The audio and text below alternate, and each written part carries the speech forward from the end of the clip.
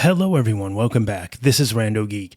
All right, so we have an update regarding AT&T. This is a serious matter, an issue that's kind of been reoccurring over the last 2 years. I want to say it's getting out of hand. It's really bad, actually, when you really think about the problems that it causes when this situation happens. Now, in this case, AT&T went out. Looks like they've upset Indy's Southwest side, and it looks like the issue for the outage is blamed on currently, unless we get an update otherwise, telling us otherwise that something else is at play here. It looks like it was due to copper fiber cable theft. All right, so it looks like AT&T has confirmed that outages this week on the southwest side of Indianapolis were caused by theft and vandalism of copper and fiber cables.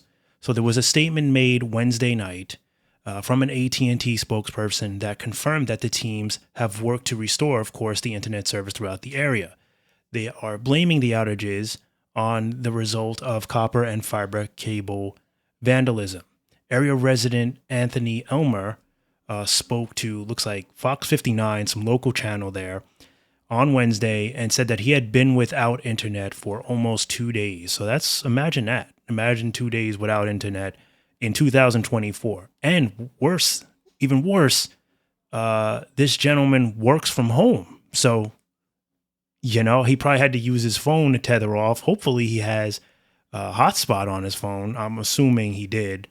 But reported outages in the area of 1,100 Denton Street near Holt Road and Washington Street on the city's southwest side. Looks like the statement from AT&T reads, theft and vandalism of critical communications infrastructure, of course, are serious matters that disrupt essential services for our customers, public safety, and the community at large. Yes. They're saying that, of course, we shouldn't be in a position over here where an entire service area is out because someone stole cables and no one noticed it. So this is what Elmer, the gentleman, Anthony Elmer, is saying. He doesn't think that just because someone steals cables that customers should suffer like this. So obviously he's taking shots at AT&T. AT&T, of course, responds that they're actively working with local enforcement, yada, yada, yada, to investigate and find those responsible.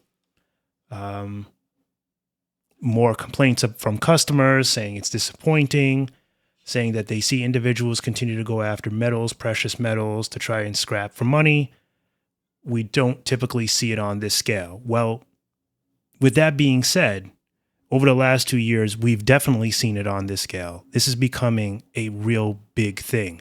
And with the price of precious metals becoming more valuable based on the dollar being almost worthless, whether you want to believe that or not, the dollar, that's why we have so much inflation, right? The dollar doesn't hold value anymore. So now your value is in commodities, right? Gold, silver, platinum, copper. Copper is now worth much more than what it used to be. Just check a website. It'll tell you. Don't take my word for it. So therefore, this is what people are doing. They're stealing. They're stealing and they're causing problems. So what is the solution here, right? AT&T says they're going to continue to upgrade customers where possible to newer, more reliable technologies like fiber and wireless. So they're hoping that if they build more fiber, there'll be less theft and vandalism as opposed to keeping those old copper lines around, which they don't want anyway, which, many say are a problem anyway. They're old, they're not working as good. And of course, the theft and possible other issues along with that. So obviously there's time for upgrade anyway. But until that is done, this is a very costly project, right? We know that they're not going to go out and start ripping all those copper lines up and replace them with fiber.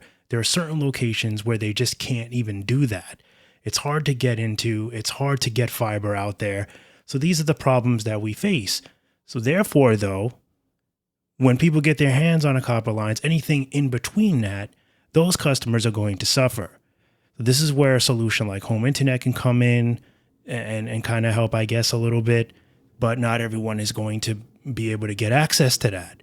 So it's a real big pain in the butt for customers that are a part of this problem. If you're in an area where theft is high, I mean, think about it. I'm sure they're securing these towers as tight as they can high metal fences, barbed wires all around it, and somehow they're getting in.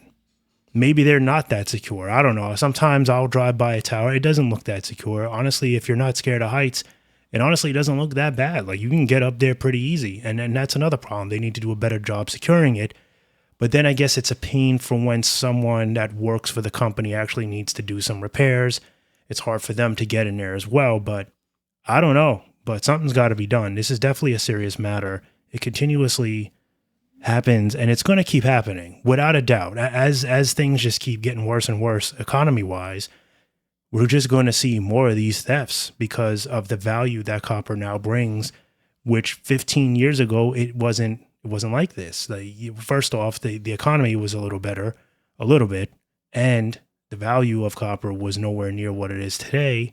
Precious metals were nowhere near where it is today. So craziness all around. Let us know if you live in this area, if you've been affected by this, not just this incident, but in general, because we keep hearing about AT&T having this problem. And we'd like to know, like, if you've been impacted by it, what you were told, if you were told by AT&T anything, what their solution is. Obviously, just upgrade to fiber and wireless, right? Home internet. Let us know, what the whole resolution offer was from them, just so we have an update here. As always, thank you guys so much for stopping by and watching, and I'll catch you in the next one. Bye for now.